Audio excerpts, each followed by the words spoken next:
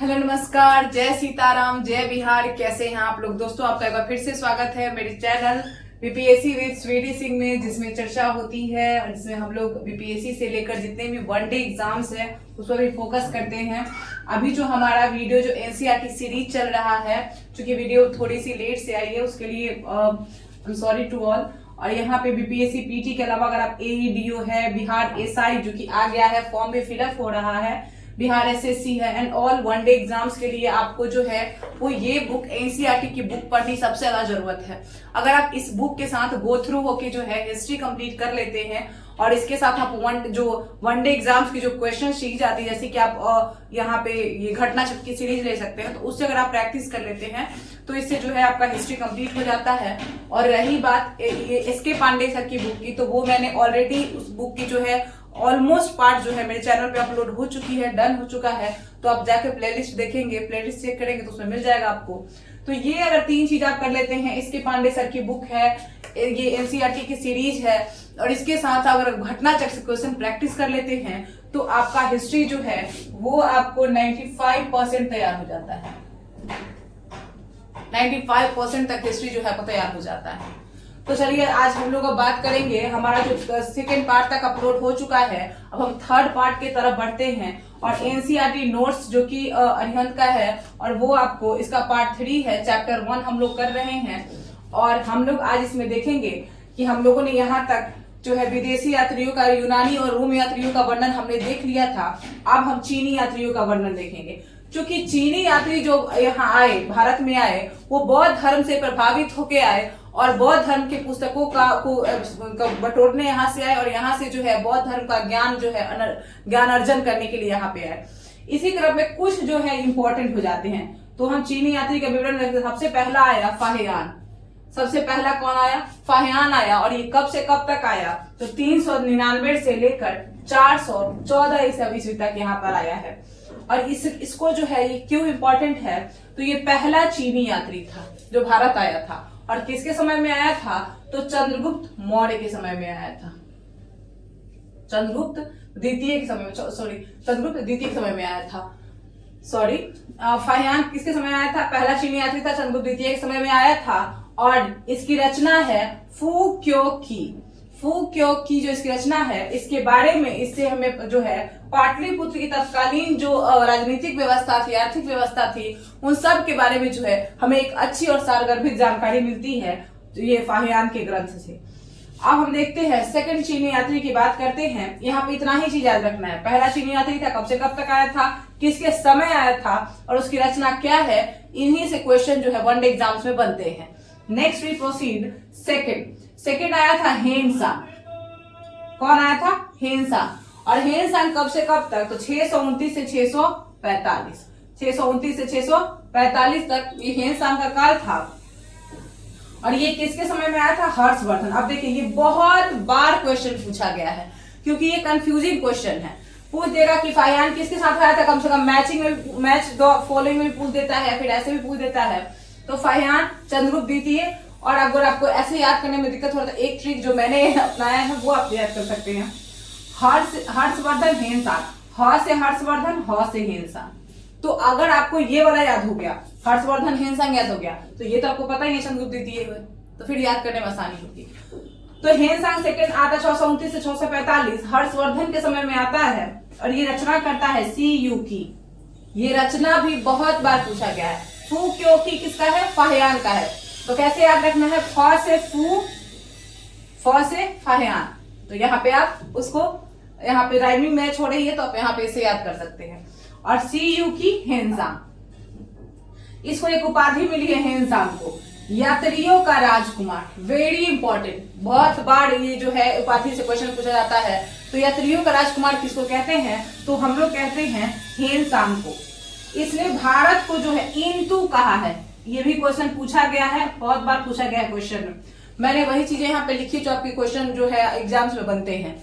इंतु कहा था किसने? हेनसांग ने कहा था भारत को। और इंतु का मतलब होता है चंद्रमा का देश, लैंड ऑफ मून, चंद्रमा का देश। तो इस तरीके से अब हम एक यात्री और है इत सिंह, बस ये आया कब था? इतना याद रखिए 670 से 695 के बीच, बस ये 3 यात्री आए थे। और हम इसके बारे में ज्यादा जो है वो डिटेल में नहीं जाएंगे। यहाँ पे आप लोग याद कर सकते हैं, सारा पीटी फैक्ट है और सारा इंपॉर्टेंट है। आगे बढ़ते हैं।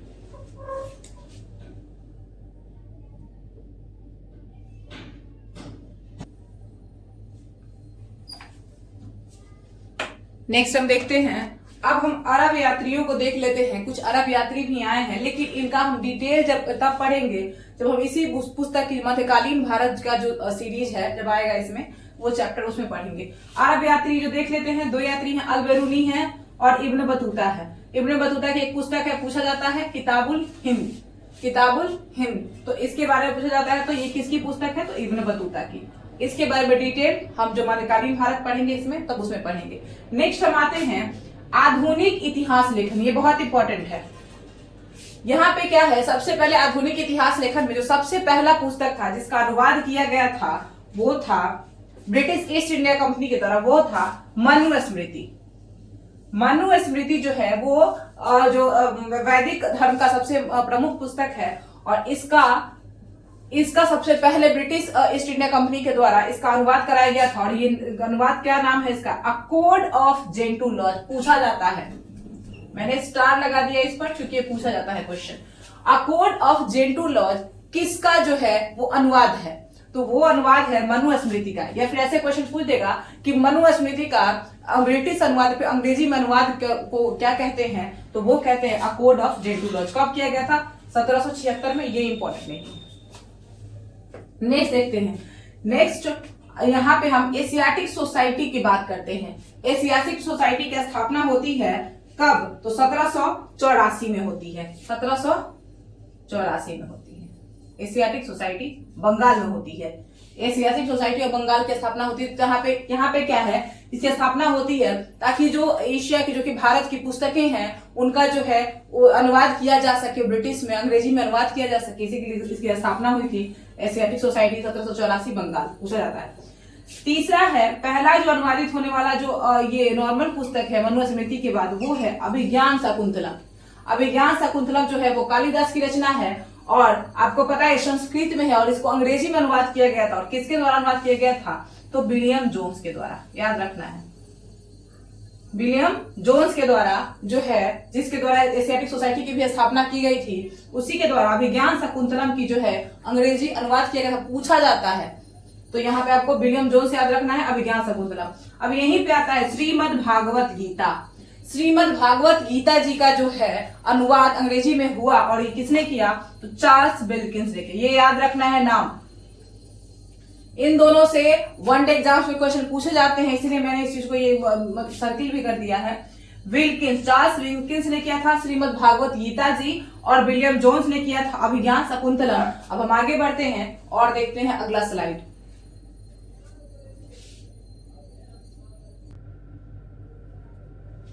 नेक्स्ट स्लाइड में हम देखते हैं, अब यहाँ पे ये जो सेगमेंट आपका होने जा रहा है वो इतना इंपॉर्टेंट है क्योंकि आप जानते हैं कि वनडे एग्जाम्स में बुक्स का कितना इंपॉर्टेंस है और इतने ज्यादा जो है रिपीटेडली बुक्स पूछे जा रहे हैं, बुक्स के ऑथर का नाम मतलब राइटर का नाम पूछा जा रहा है, जिससे अगर आप इनको छोड़ के जाते हैं तो फिर आपको बहुत दिक्कत होगा। और ये बहुत ही इंपॉर्टेंट, मतलब ये मैं कह रही हूँ कि VVI सेगमेंट है ये, ठीक है। तो इस वीडियो को आप निश्चित रूप से फॉलो करेंगे क्योंकि ये जो इतने सारे बुक्स है इसमें से जो मैक्सिमम क्वेश्चन जो है बुक्स वाला रिलेटेड जो एरिया है उससे पूछा जाता है। लेकिन एक काम आपको करना है, अगर जिसको भी मेरे वीडियो से फायदा हो रहा है, एक काम जो है आपको मेरे चैनल को सब्सक्राइब तो निश्चित रूप से करना चाहिए। बीपीएससी विद स्वीटी एडीफाइन को लाइक कीजिए, शेयर कीजिए, कमेंट कीजिए क्योंकि मुझे भी एक मोटिवेशन की आवश्यकता तो होती ही है। तो नेक्स्ट हम बढ़ते हैं, अब हम एक आदमी की चर्चा करेंगे, फ्रेडरिक मैक्स मूलर की। देखिए भारतीय जो ग्रंथ हैं, भारतीय ग्रंथों के जो विद्या के अध्ययन को, भारतीय ग्रंथों के अध्ययन को सही तरीके से दुनिया के सामने लाने का सबसे बड़ा योगदान जो है वो फ्रेडरिक मैक्स मूलर का है। जो लाइन मैं बोल रही हूँ उस पर भी आप फोकस कीजिए क्योंकि ये लाइंस जो हैं ये एनसीईआरटी की लाइंस और उठा के जो है सीधे सीधे क्वेश्चन में स्टेटमेंट बना दिया जा रहा है। आपको पता है कि स्टेटमेंट वाइज क्वेश्चन भी पूछे जा रहे हैं।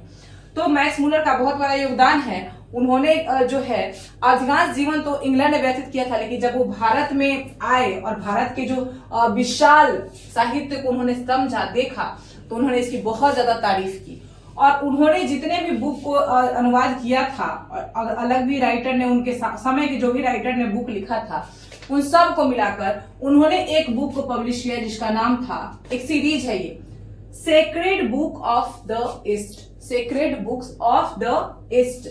और ये इसका संपादन किया था फ्रेडरिक मैक्स मुलर ने, और ये 50 खंडों की एक सीरीज है। इसमें एशिया के जितने भी बुक्स हैं, जो पवित्र पुस्तकें हैं, उनका जो है अनुवाद इसमें किया गया है। तो आपको याद रखना है sacred books of the east, Frederick Max Muller. Next आते हैं, नेक्स्ट हमारा बुक है early history of India. Early history यानी प्राचीन भारत के बारे में इसमें लिखा गया है। तो ये लिखा है किसने? तो विंसेंट आयन आर्थर स्मिथ ने। और ये क्यों इंपॉर्टेंट है? तो ये भी पूछ सकता है कि प्राचीन भारत का पहला सुव्यवस्थित इतिहास जो है वो इस बुक में लिखा गया है, early history of India, Vincent Arthur Smith. Next हम बढ़ते हैं हिस्ट्री ऑफ धर्मशास्त्र। देखिए हिस्ट्री ऑफ धर्मशास्त्र, तो ये किसने लिखा है? तो पांडुरंग वामन काने, ये महाराष्ट्र के एक समाज सुधारक थे, उन्होंने ही इसको, पांडुरंग वामन काने जी ने हिस्ट्री ऑफ धर्मशास्त्र लिखा है। और ये क्यों इंपॉर्टेंट है? तो सामाजिक नियम, जो समाज के नियम होते हैं, जो आचार व्यवहार होते हैं, उसका विश्वकोश माना जाता है। ठीक है।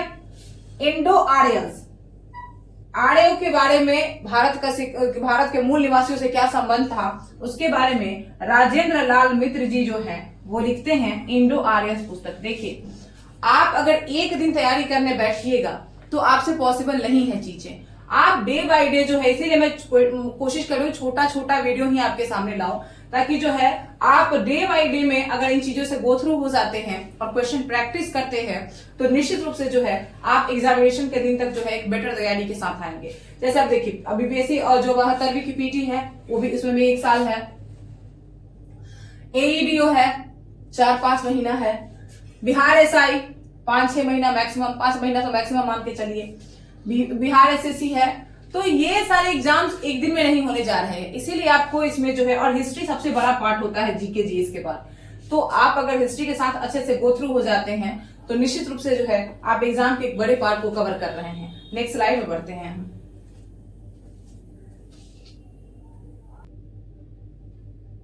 चलिए दोस्तों नेक्स्ट स्लाइड में बढ़ते हैं और कुछ और इंपॉर्टेंट पुस्तकों के बारे में हम लोग जो देखते हैं। आपको इस वीडियो को अगर आप एक बार से काम नहीं चलेगा, आपको इसको 2 से 3 बार जो है इसको देखना पड़ेगा।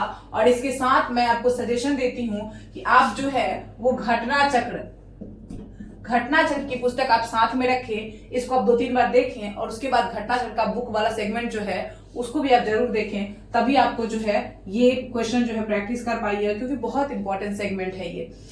अब हम देखते हैं history and culture of Indian people. देखिए history and culture of Indian people इसलिए भी इंपॉर्टेंट पुस्तक है क्योंकि इसके राइटर है आरसी मजूमदार साहब। आरसी मजूमदार साहब इसके राइटर हैं और ये पुस्तक हिंदू पुनर्जागरणवाद को प्रोत्साहित करती है। ये पुस्तक किस पर है? हिंदू पुनर्जागरणवाद पे है और लिखा है मजूमदार साहब ने, और पुस्तक का नाम है history and culture of Indian people. Next हम बढ़ते हैं, इंपॉर्टेंट है history of south India. South India के हिस्ट्री के विषय में किसने लिखा है? तो नीलकंठ शास्त्री जी ने। किसने लिखा है? नीलकंठ शास्त्री जी ने। नेक्स्ट है ये पुस्तक बहुत ही ज्यादा important, Hindu polity. Hindu polity जो है केपी जायसवाल जी ने लिखा है। हिंदू पॉलिटी किसने लिखा है? केपी जायसवाल जी। एक भाषण की पुस्तक है, चूंकि बहुत ये अंग्रेजी जो राइटर है उनके बारे में अधिकांश पूछा जाता है, तो वो है the wonder that was India. The wonder that was India पुस्तक किसका है? बाशम का है, L.A. बाशम का पुस्तक है। नेक्स्ट हम देखते हैं an introduction to the study of Indian history, जिसमें भारतीय इतिहास का बहुत ही ज्यादा विषय यानी बहुत ही गहराई से जो है इसमें बताया गया है भारतीय इतिहास को। An introduction to the study of Indian history, और ये लिखा किसने है? D.D. कौशाम्बी साहब ने। किसने लिखा है? D.D. कौशाम्बी साहब ने। आप अगर इसका स्क्रीनशॉट लेना चाहते हैं तो ले सकते हैं, लेकिन मेरा सजेशन यही है 2 से 3 बार जो है वीडियो को देखें और देखकर इसमें, क्योंकि कोई भी फालतू बात मेरे क्लास में सीधी बात नो बकवास होती है। इवन मैं तो जो इरेज करने वाला पार्ट है वो भी हटा देती हूँ ताकि आपका समय बच जाए, क्योंकि मुझे पता है कि जो भी आप अगर पढ़ने आ रहे हैं तो आपको जो है बकवास चीजों से कोई बहस नहीं होना चाहिए। तो आप इस वीडियो को जो है 2 से 3 बार जो है आप देख सकते हैं, जिससे कि आपका जो है बुक्स को लेकर एनसीईआरटी में जो भी चीजें दी गई हैं वो क्लियर हो जाए। हम नेक्स्ट स्लाइड में बढ़ते हैं, जिसमें कि बहुत सारी इंपॉर्टेंट बुक्स है, तो आप उसके जरूर देखिएगा। पहले हम इसको मिटा लेते हैं।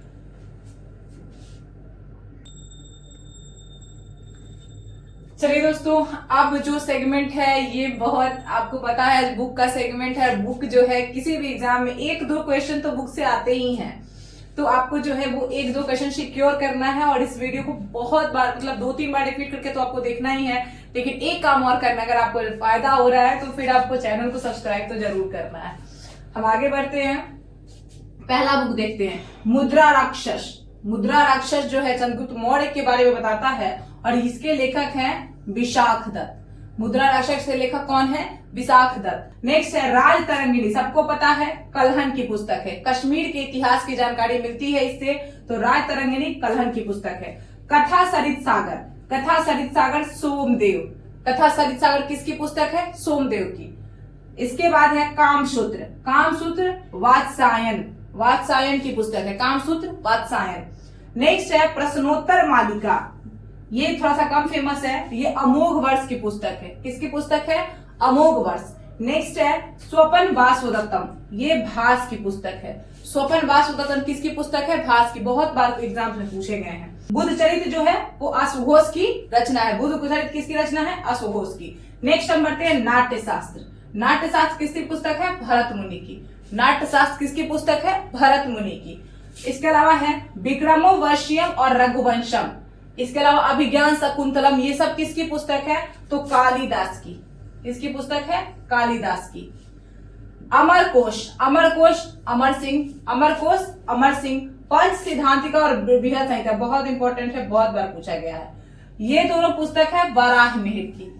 पंच सिद्धांतिका और बृहद संहिता जो है वो वराह मिहिर की पुस्तक है। नेक्स्ट है सूर्य सिद्धांतम, सूर्य सिद्धांतम आर्यभट्ट, बहुत इंपॉर्टेंट है, स्टार। सूर्य सिद्धांतम आर्यभट्ट। पंचतंत्र पता है सबको, विष्णु शर्मा। आप अगर चाहें तो इसका एक बार जो है स्क्रीनशॉट ले सकते हैं। हम इसके बाद आगे बढ़ते हैं।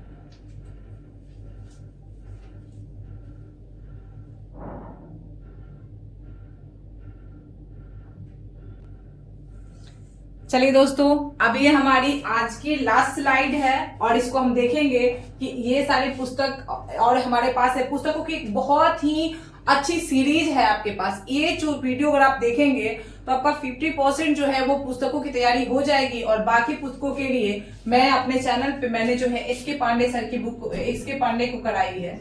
एस के पांडे सर की जो हिस्ट्री की बुक है वो भी मेरे चैनल पे है, लगी हुई है, वहां से आप देख सकते हैं। और थर्ड बुक मैंने आपको बता दिया है कि क्वेश्चन प्रैक्टिस कहाँ से करना है, तो वो करना है आपको घटना चक्र से करना है। और ये सारी पुस्तकें अगर यहाँ से पढ़ के जाते हैं तो आप देखेंगे कि मैक्सिमम क्वेश्चन इन्हीं से बना हुआ है। इसीलिए मेरा एक सजेशन है कि आप वन-डे एग्जाम देने जा रहे हैं कोई भी, तो आपको जो है निश्चित रूप से इस वीडियो के साथ गो थ्रू होना चाहिए। और अगर आपको अच्छा लगता है तो आपको मेरे चैनल को पीएससी विद सिंपल सब्सक्राइब करना चाहिए। मेरा भी मोराल बढ़ता है ताकि मैं इस तरह की वीडियो आपके लिए ला सकूं। अब हम देखते हैं नीति सार। नीति सार एक पुस्तक है जिसके रचनाकार है कामंदक। रचनाकार कौन है? कामंदक। सेकंड है इंडिका। इंडिका आपको पता है मेगास्थनीज, मेगास्थनीज। ये चंद्रगुप्त मौर्य के समय आया था, सेल्यूकस निकेटर का ये दूत था और इसने जो है वो पुस्तक की रचना की है जिससे कि मौर्य वंश की जानकारी हमें बहुत ज्यादा मिलता है, पटना की भी जानकारी मिलती है। लीलावती भास्कराचार्य, और ये गणित की पुस्तक है। लीलावती किसकी पुस्तक है? गणित की। लीलावती गणित की पुस्तक है और लेखक है इसके भास्कराचार्य द्वितीय, भास्कराचार्य द्वितीय। नेक्स्ट है हर्षचरित और कादम्बरी। हर्षचरित और कादम्बरी ये दोनों के लेखक कौन है? तो ये दोनों के लेखक जो है वो है आपको बाण भट्ट। कौन है? बाण भट्ट। हर्षचरित और कादम्बरी के लेखक कौन है? बाण भट्ट। नेक्स्ट है नागानंद, रत्नावली और प्रियदर्शिका। ये अभी तक ऐसा माना था कि हर्ष ने ही स्वयं लिखा है, लेकिन कुछ सोर्स ऐसे कहते हैं कि हर्ष ने स्वयं नहीं बल्कि किसी और को जो है रिश्वत देके अपने नाम से जो है पुस्तक की रचना करवाई थी। लेकिन ओवरऑल अभी तक इसका जो है हर्षवर्धन ही होगा। हर्षवर्धन। नागानंद, रत्नावली और प्रियदर्शिका के लेखक कौन है? तो हर्षवर्धन। अब नेक्स्ट हमारा गाथा सप्तशती। गाथा सप्तशती जो है हाल की पुस्तक है। किसकी पुस्तक है? हाल। पूछा गया है बहुत बार, ये सारे बुक से क्वेश्चन रिलेट हुए हैं, सारे बुक से। हाल जो है वो गाथा सप्तशती के रचयिता है अष्टाध्यायी पाणिनि, सबको पता है। अष्टाध्यायी पाणिनि सबको पता है। नेक्स्ट है महाभाष्य। महाभाष्य किसने लिखा है? महाभाष्य पतंजलि ने लिखा है। और किस पर लिखा गया है? ये अष्टाध्यायी जो है उसी पर टीका लिखा गया है। किसके द्वारा? तो पतंजलि के द्वारा। पतंजलि। नैषधीय चरितम। नैषधीय चरितम जो पुस्तक है वो आपको श्रीहर्ष की है। किसकी है? श्रीहर्ष। नैषधीय चरितम जो पुस्तक है वो किसकी है? श्रीहर्ष की है। मृच्छकटिकम। मृच्छकटिकम अगेन शूद्रक। मृच्छकटिकम जो है वो शूद्रक की पुस्तक है। गीत गोविंद जयदेव। धवला टीका। गीत गोविंद भी बहुत बार पूछा गया। धवला टीका वीर से।